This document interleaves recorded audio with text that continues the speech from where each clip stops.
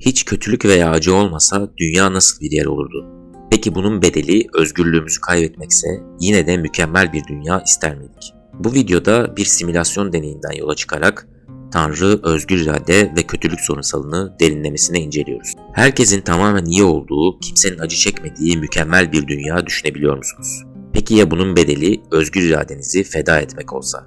Bu ikilem binlerce yıldır filozof ve teologların kafasını kurcalayan kötülük probleminin özüdür. Eğer Tanrı olsaydınız kusursuz ama özgürlüksüz bir dünya mı yaratırdınız, yoksa özgür fakat acı dolu bir dünya mı? Düşünün, bu seçim hayatın anlamına dair çok şey söylüyor. Özgür irade, yani bireylerin kendi seçimlerini yapabilme özgürlüğü felsefede ve dinde neden bu kadar önemli? Çünkü ahlaki iyilik kavramı, onu seçme özgürlüğümüz varsa anlam kazanıyor. Eğer her davranışımız en baştan bir yazılıma göre programlanmış olsaydı, iyilik yapıyor olmamızın bir değeri kalır mıydı? Tam da bu nedenle Tanrı'nın insanlara özgür irade verip vermediği, dünyadaki kötülük ve acıları açıklarken kilit bir rol oynar. Kısaca açıklayalım. Kötülük problemi her şeye kadir ve tamamen iyi bir Tanrı'nın varlığıyla gerçek dünyadaki kötülük ve acıyı nasıl bağdaştırabileceğimiz sorusudur. Madem her şeye gücü yeter, Tanrı kötülüğü istemese yok edebilir. Öyleyse mevcut kötülük ya onun isteği dahilinde ya da gücünün veya iyiliğinin sınırlı olduğunun işareti. Bu tam bir paradoks gibi görünür. İşte özgür irade fikri burada devreye giriyor. Belki de Tanrı programlanmış iyilik yerine seçebilme özgürlüğüne sahip varlıklar yaratmayı tercih etti. Böylece iyilik de kötülük de seçenek haline geldi. Bu soyut tartışmayı somutlaştırmak için bir düşünce deneyi yapalım. Dünyanın en iyi mühendisleri bir araya geliyor ve mükemmel bir yapay dünya meydana getirebilir miyiz diye kolları sıvıyorlar. Yaptıkları şey gerçek dünyamıza çok benzeyen bir simülasyon gezegeni oluşturmak. İçini de insana benzer akıllı robotik varlıklarla ya da botlarla dolduruyorlar. Bu mühendisler Tanrı misali simülasyondaki her şeyi kontrol edebiliyor.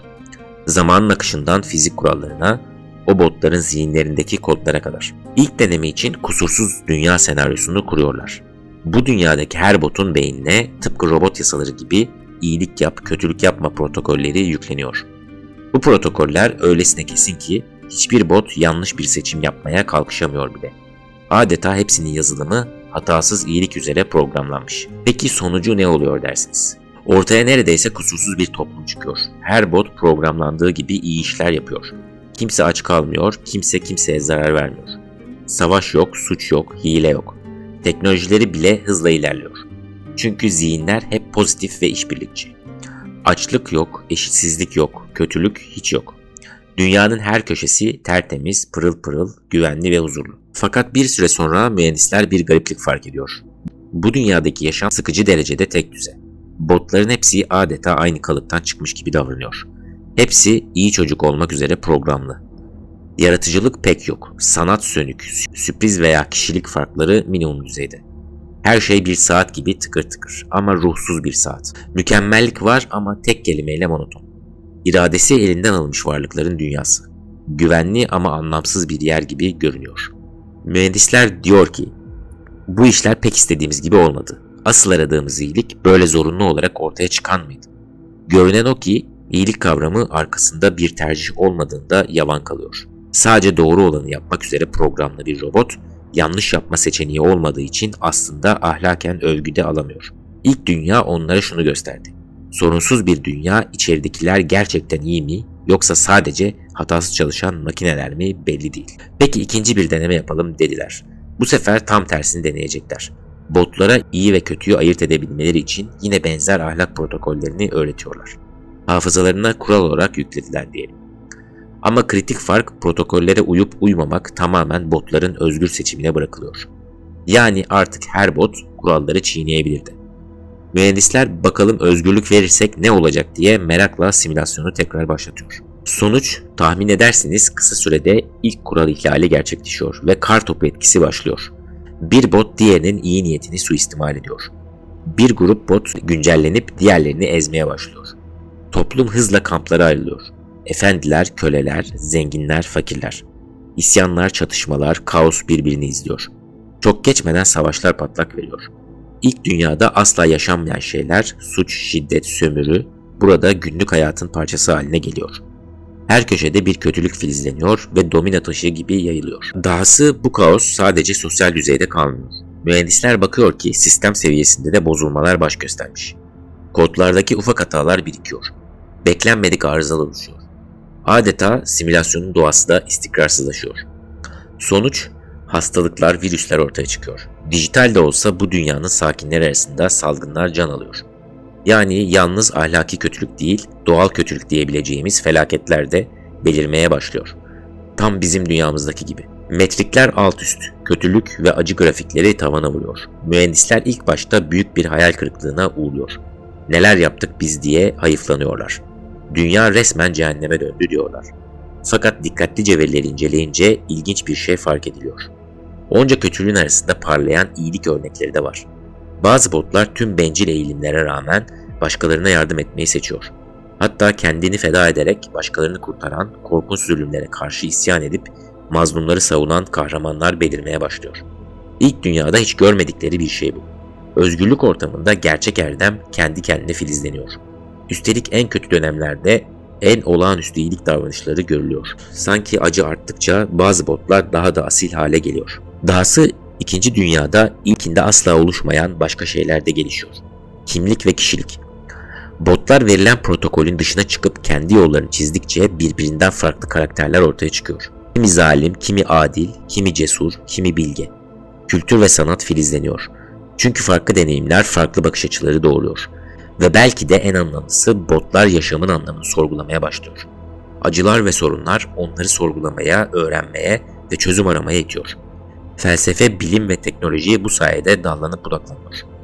İlk dünyadaki parlak teknolojik ilerlemeye rağmen ikinci dünyadaki bilgi arayışı daha derin bir motivasyona sahip. Anlam arayışı. Mühendisler ikinci dünya karşısında şoke olmuş durumdalar. Bir yanda planladıkları iyi botlardan birçoğu yoldan çıkmış, dünya zulümle dolmuş. Öte yandan ortaya çıkarmak istedikleri türden özgür iyilik örnekleri de ortaya çıkmış. Hem de muhteşem şekilde. Şimdi içlerinde tartışma başlıyor. Bu dünya çok zalim ve adaletsiz oldu. Böyle bırakmaya gönlümüz razı değil diyenler var. Çünkü görüyorlar ki sayısız masum bot kötülerin elinde eziliyor. Potansiyel olarak harika olabilecek iyiler daha filizlenmeden yok olup gidiyor. Sistemde her botun düşüncelerini anlık izleyebiliyorlar. O halde bir bot gerçekten çok kötü bir şey yapmaya kalkıştığında zihnine müdahale edip kararını değiştirsinler. Yani bot tam tetiği çekecekken vazgeçsin. Hırsızlık yapacakken eli titreyip dursun. Böylece kimse kötü bir şey yapamaz. Zarar minimuma iner. Sorun çözüldü mü dersiniz? Maalesef değil. Bu yöntem simülasyonda tam bir felakete yol açıyor. Bir kere bir botun tek bir kararını değiştirince o karara gelene kadar ki yüzlerce küçük seçimi de silsile halinde değiştirmek gerekiyor. Yoksa bot neden bunu yapmadım ki diye fark ediyor ve tutarsızlık oluşuyor. Bu da domino taşı gibi o botla etkileşen diğerlerinin de geçmişini değiştirmenizi gerektiriyor. Kısacası bir kötülüğü düzeltmek tüm hayat hikayelerini sil baştan yazmaya dönüşüyor. Mühendisler birkaç kere deniyor ama her seferinde simülasyon çöküyor. Botların zihni allak bullak oluyor. Adeta beynine format atılmış gibi gezen robotlar ortaya çıkıyor. Özgür zihne yapılan cerrahi müdahale sistemi kod düzeyinde bozuyor. Sonra mühendisler anlıyor ki bir bireyin zihnine asla dokunmamalıyız. Özgür iradeyi kısmen bile yok saymak onu tümden yok etmeye eşdeğer. Peki ya kötücül eylemi engellemek yerine onun sonuçlarını zararsız hale getirseler? Mesela bot tetiği çeksin ama mermiyi havada buharlaştırsınlar. Kötü niyetli biri masum birine zarar vermeye kalksın ama bir türlü başaramasın. Ya silahı tutukluk yapsın ya da hedefi şaşsın. Veya diyelim ki ölümcül bir virüs ortaya çıktı. Anında ilacı bulup salgını başlamadan bitirsinler. Bu şekilde özgür iradelerine hiç dokunmadan sadece en kötü sonuçları perde arkasından silmek gibi. Bu da ilk başta harika görünüyor. Başta gerçekten umut verici. Simülasyondaki büyük facialar son anda kıl payı atlatılıyor. Kimse ölmüyor, felaketler ucuz atlatılıyor. Fakat bir zaman geçince mühendisler bakıyor ki bu da ters etki meydana getirmiş. Botlar hiçbir kötü sonuca katlanamadıkları için sorumluluk duyguları körelmiş. Nasıl olsa kötü bir şey olamıyor diye ufak tefek bencillikler, tembellikler hızla artmaya başlamış. Çalışmayan da aç kalmıyor, tehlikeye atılan da zarar görmüyor. O zaman kim niye çabalasın? Toplum gittikçe vurdum duymaz bir hal alıyor. Kimse kendini geliştirme, sorun çözme ihtiyacı duymuyor. Çünkü nasılsa büyük belalar bertaraf ediliyor. Mühendisler anlıyor ki bu müdahale botları uzun vadede aptallaştırıyor ve güçsüzleştiriyor. Hiç mücadele etmeyen kas gelişmez misali, zorluk yoksa ilerleme de yok. Ayrıca fark ediyorlar ki hayatlarından tüm risk ve zorluklar çıkarılınca botlar iyice basit, sıradan bir zeka seviyesinde kalmış. Yani yetenekli ama steril bir medeniyet. Hiç ateşe sokulmamış bir kılıcın güçsüz olması gibi çekiç ve ateş olmadan çelik sertleşmez. Bu noktada mühendisler acı bir gerçekle yüzleşiyor. Ya tam kontrol ya tam özgürlük. Ortası yok. Yani ipleri tamamen ellerine alıp her şeyi onlar düzeltecek ama o zaman botlar özgür olmayacak ya da botlara serbestlik verecekler ve bedelini kendileri ödeyecek. İkisi bir arada olmuyor. İstedikleri kadar zeki ve güçlü olsunlar, mantıksal bir imkansızlıkla karşı karşıyalar. Hem özgür irade vereyim hem sonuçlarına karışayım denkleminde bir çelişki var. Nitekim felsefede de vurgulandığı gibi başka bir varlığın gerçekten özgür kararını zorla iyi yapmak Tanrı için bile mantıksal olarak mümkün değil. Özgür seçim varsa yanlışa da açık olacaktır. Peki tamamen ellerini çekip bu acımasız düzeni de izlemek de işlerine sinmiyor. Bu kadar adaletsizlik kalıcı olamaz diyorlar. O halde son bir çare düşünüyorlar. Mutlak adalet sistemi kuralım. Yani bu dünya hayatında haksızlıklar olsa bile eninde sonunda herkes yaptığının karşılığını alsın. Bunun için de her botun ömrünün sonunda yaşamı boyunca yaptığı tüm seçimlerin kayıtlarını inceleyip nihai yargı düzeni kuruyorlar. Adeta simülasyona bir son hesap günü ekliyorlar. Orada kriter en başta belleklere yazılmış ahlak protokolleri olacak. Kısaca bu düzen şöyle işleyecek. Kim gerçekten kötü olmayı seçtiyse tüm o seçimlerinin bedelini kalıcı bir ceza olarak alacak. Kim iyiliği seçtiyse kalıcı bir ödül kazanacak. Özellikle de hiçbir suçu yokken hayatta büyük acılar çekmiş ama yine de iyi kalmış botlar. Onlar için de çektiği her bir acının mislini kat be kat telafi edecek özel bir ödül hazırlayacaklar. Yani ne kadar haksızlık yaşadıysa sonunda o kadar mutlu edilecek. Sanki milyon ömürlük mutlulukla ödüllendirilecek. Botların hayatı uzun ya da kısa olsun fark etmeyecek. Günün sonunda hak eden hak ettiğini alacak. Evrenin terazisi en sonunda dengelenecek. Mühendislerin bu adalet planı kulağa katı bir adillik gibi geliyor. Bizim asıl istediğimiz onların iyi olmasıydı. Şimdi çoğu protokolleri unuttu. Kendi saçma düzenlerini kurdular. Bir sürü de kötülük biriktirdiler. Sonunda hepsini yargılarsak kim geçecek ki bu sınavı? Hepsini cezalandırmak zorunda kalacağız neredeyse. Gerçekten de tablo biraz karanlık. Botların büyük kısmı bu mutlak adalet yargısından geçemeyecek gibi görünüyor. Üstelik mühendisler şunu da dert ediyor. Botlar bu ilahi adalet sisteminden kendilerine bir şans verildiğinden bile haberdar değil. Bilmiyorlar. O halde belki de onlara kendimiz anlatmalıyız diyorlar. İşte en çarpıcı çözüm burada geliyor. Mühendisler işlerinden birini bot formunda o dünyaya yollamaya karar veriyor. Yani bizzat simülasyonun içine. Bir bot bedeniyle girip onlarla yaşayacak bir rehber. Bu elçi mühendis botlara unuttukları protokolleri hatırlatacak. Onlara iyiliğin yolunu gösterip bizzat örnek olacak. Dahası mühendis elçi dünyadan ayrıldıktan sonra da botların içten içe bir iletişim hattı açık kalacak. Elçinin sistemiyle bağlantıda kalıp rehberlik alabilecekleri bir program, belki de bir iç ses güncellemesi gibi.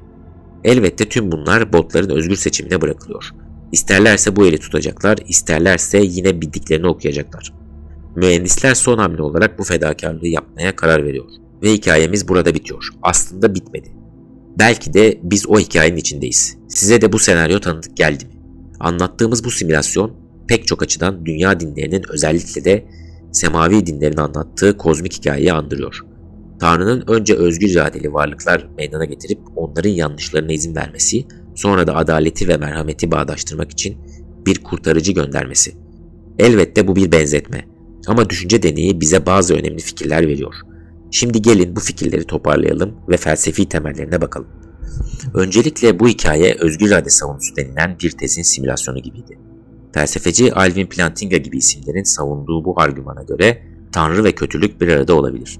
Çünkü Tanrı'nın tüm gücü yetse bile özgür iradeli varlıkların her zaman doğruyu seçmesini zorla garantileyemez. Bizim mühendisler de aynen bunu gördüler. Ya kusursuz ama robotik bir iyilik, ya riskli ama gerçek bir özgürlük. Çünkü özgürlük varsa hata ihtimali de olacak. Nitekim günümüz filozoflarının çoğu özgür irade savunması gibi yaklaşımlarla Tanrı varsa bile dünyada hiç kötülük olmamalı şeklindeki katı mantıksal itirazın çürütüldüğü kanısında. Yani bu senaryo en azından mantıksal düzeyde Tanrı'nın neden mükemmel bir dünya yaratmamış olabileceğine dair tutarlı bir açıklama sunuyor. İkinci önemli fikir acı ve zorlukların değer üretmesi. Bu teolojide ruh geliştirme teodisesi olarak bilinen düşünceyle paraleldir. John Hick gibi düşünürler de Der ki, belki de Tanrı bu dünyayı ruhlarımızın olgunlaşması için bir eğitim kampı gibi tasarladı. Acı çekmeden merhameti öğrenemezsiniz. Engelle karşılaşmadan gerçek anlamda büyüyemezsiniz. Nitekim simülasyonunuzda da gördük ki ilk dünyada her şey yolundaydı. Ama kimse gerçekten erdemli değildi. Erdem sınanma ister. İkinci dünyada ise acılar içinden umut ve kahramanlıklar çıkardı. İnsanı insan yapan şey çektiği çiledir der gibi. Bu acı iyidir demek değil elbette. Ancak bir miktar acı ve risk tıpkı vücudumuzdaki ağrı duygusu gibi bizi koruyan veya geliştiren bir işleve sahip olabilir. Zaten biyologlar da acının tamamen yok olduğu bir ortamda canlıların sağ kalamayacağını söylüyor. Ağrı olmazsa dünya inanılmaz derecede tehlikeli bir yer olurdu diye vurguluyorlar. Yani kontrollü dozda olumsuzluk hem bedende hem zihinde dayanıklılık ve uyum sağlama mekanizmalarını çalıştırıyor. Hatta bunun bir fiziksel benzerini bile düşünebiliriz. Termodinamiğin ikinci yasasına göre kapalı bir sistemde entropi yani düzensizlik sürekli artar. Neden? Çünkü doğa kısıtsız bırakıldığında kaosa meyleder. Bizim toplumsal simülasyonda da kuralların prangası çıkarılınca ahlaki bir entropi yükseldi. Fakat entropi tamamen kötü bir şey mi? Aslında entropi yaratıcı bir yıkım gibidir. Yeni oluşumlara alan açar. Evrenin çeşitliliği entropi ile mümkün olur.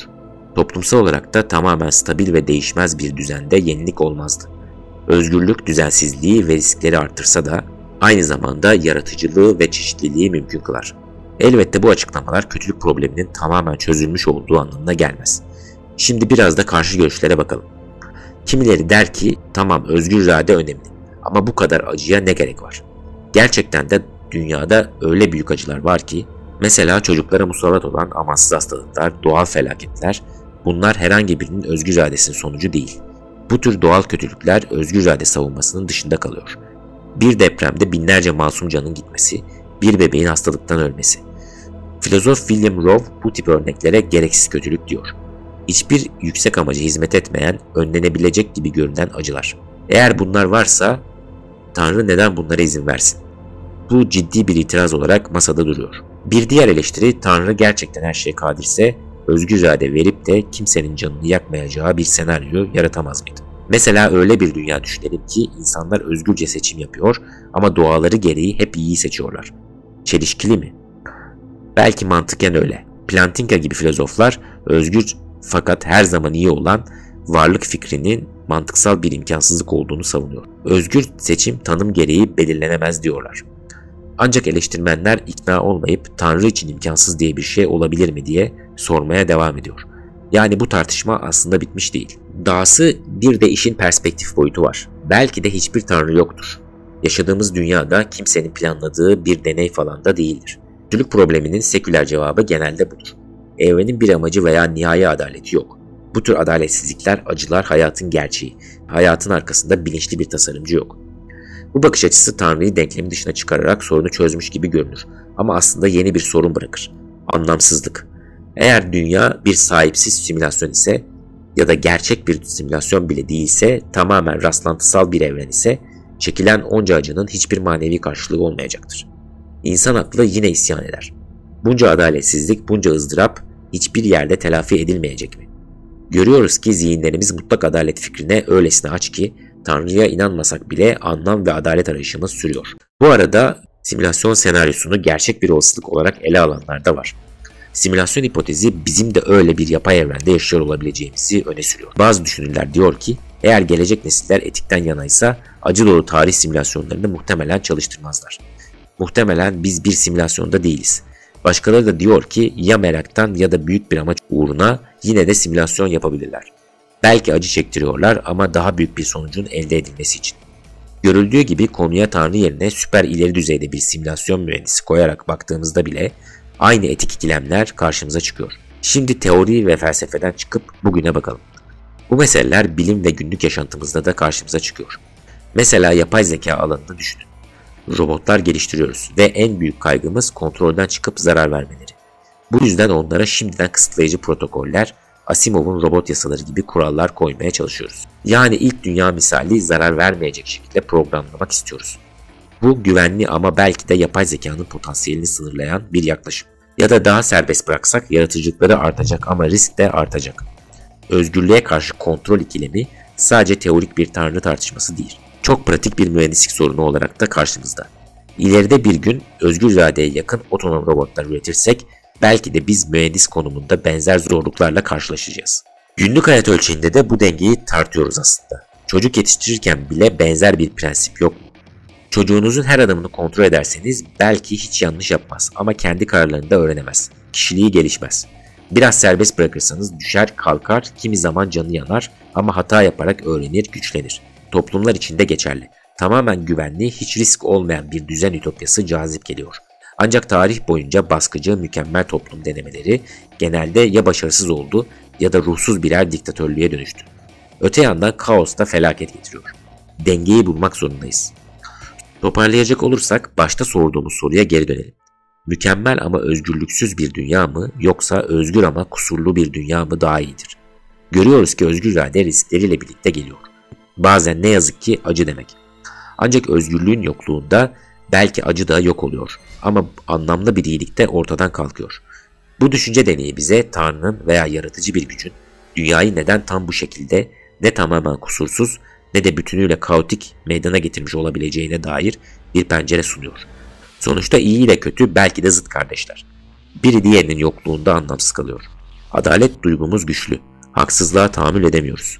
Bu yüzden dini inançlar bir hesap günü ve ilahi adalet fikriyle yüreğimizi ferahlatıyoruz. Öte yandan özgür irademiz de bir o kadar güçlü.